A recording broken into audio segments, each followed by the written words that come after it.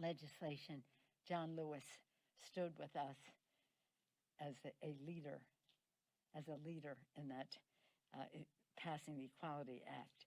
Again, we're waiting, as we all are, to hear from the Senate parliamentarian as to what will happen with the minimum wage piece of the legislation. I don't know what other considerations she has, but I feel that we have a very, very strong argument, and we have a very big need in our country to pass the minimum wage. We've been working on this fight for 15 for a number of years now, and it's long overdue, and it will be phased in, and we would hope that it could be part of this reconciliation bill. But could be any moment.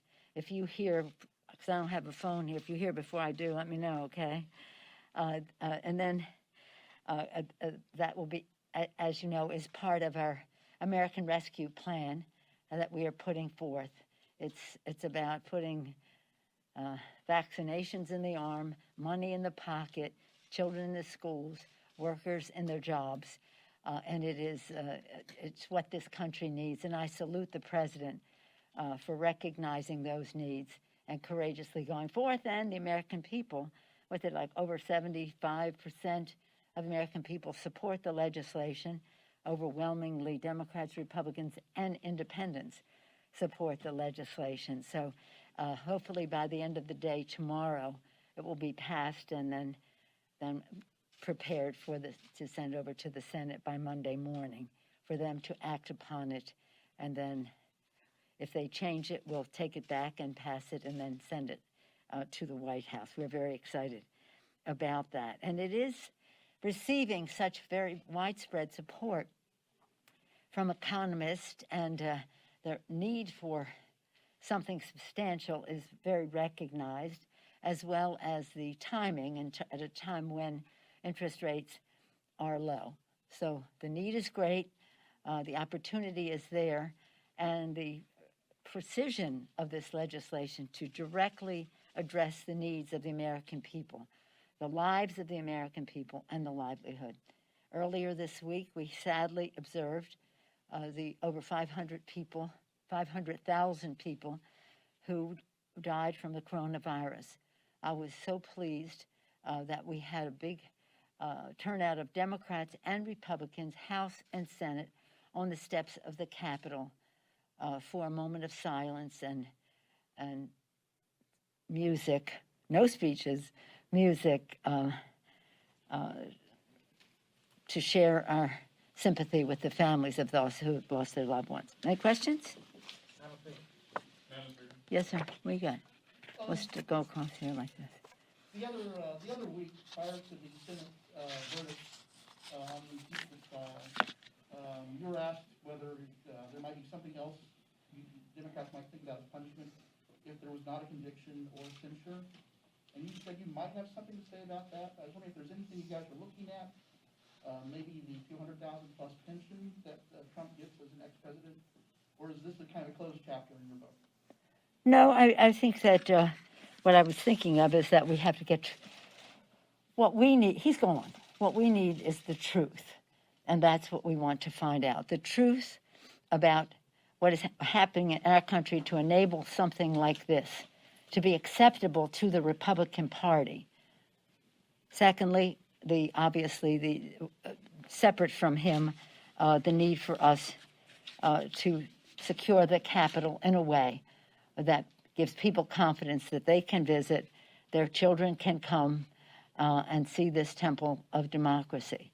But so many things are happening outside of the Congress in regard to your question that we right now, our focus is on finding out the truth. And I'm disappointed in what I heard the minority leader yesterday, McConnell, say on the floor of the Senate.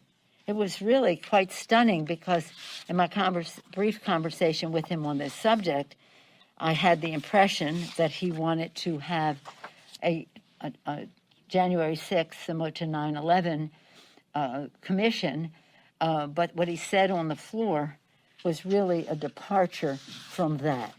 It seemed when he spoke that he was taking a page out of the book of Senator Johnson. It was really disappointing. He said, we could do something narrow that looks at the Capitol, or we could potentially do something broader to analyze the full scope of political violence problem in this country. No, we have a domestic terrorism challenge in this country.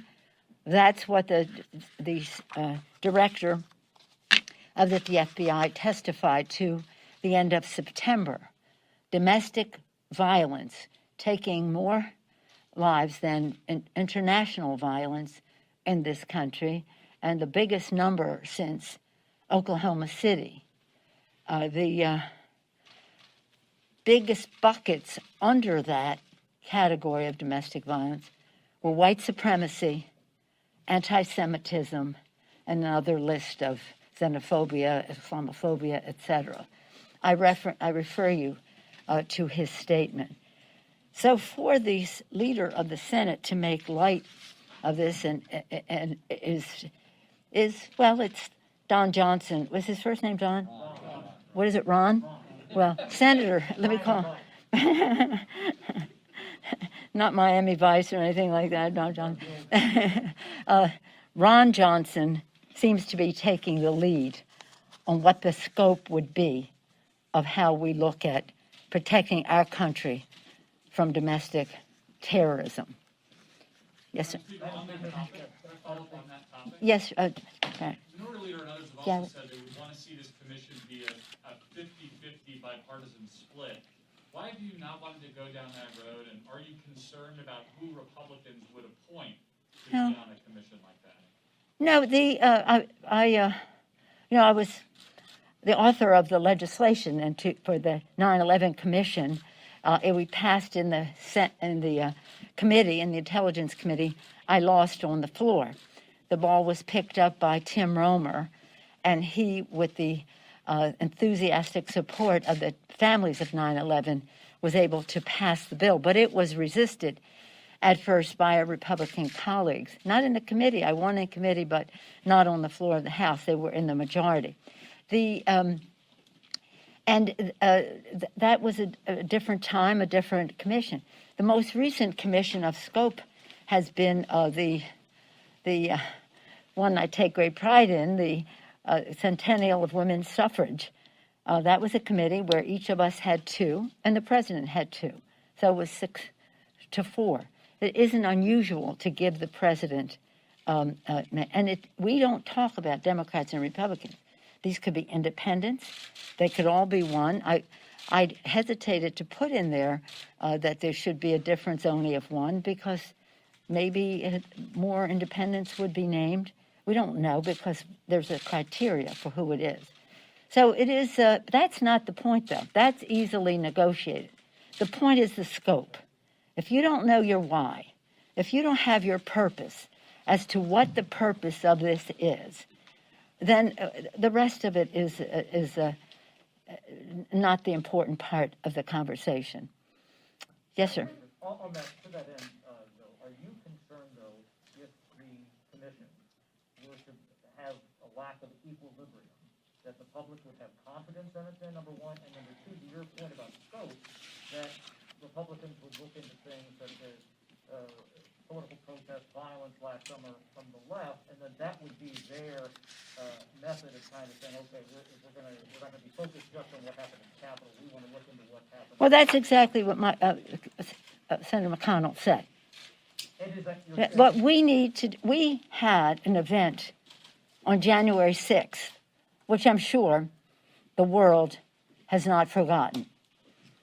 At that time, there was a descent on the Capitol instigated by the President of the United States for an insurrection on the Capitol and on our democracy to overturn or to prevent the Electoral College votes to be counted and the President of the United States to be ascertained.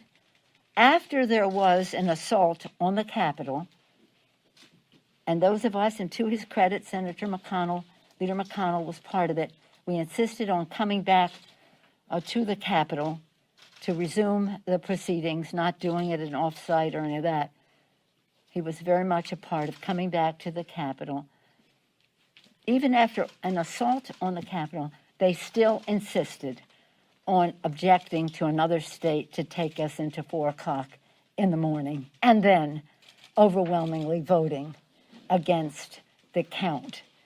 And so we're saying, okay, something happened here. There's,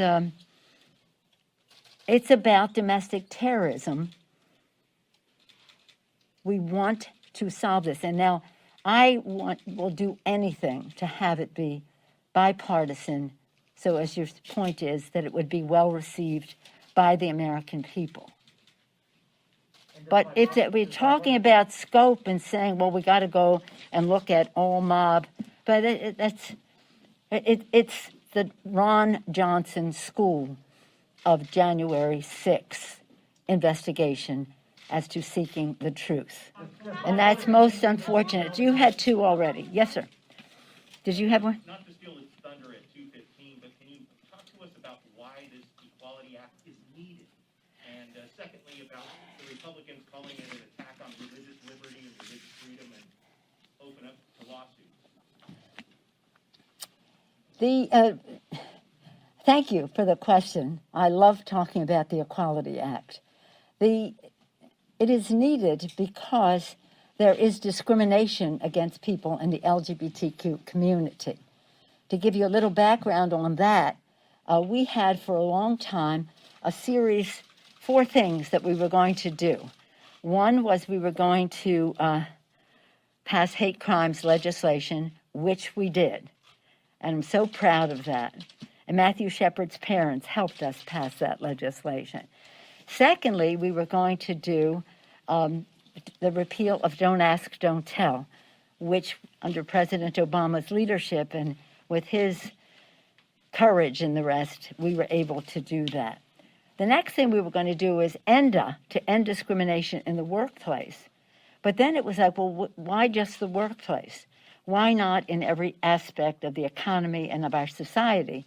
So we went to the Equality Act so that it was more comprehensive than just in the workplace. And that's where we are now. And our 4th was not our doing, it was the courts, was marriage equality. And the courts took care of that for us. So the piece that was remaining of the 4 that we set out to do a number of years ago is now the Equality Act. Its manifestation earlier was ENDA, but we broadened it. And it is necessary because I wish it weren't. It breaks my heart that it is necessary, but the fact is, and in fact we had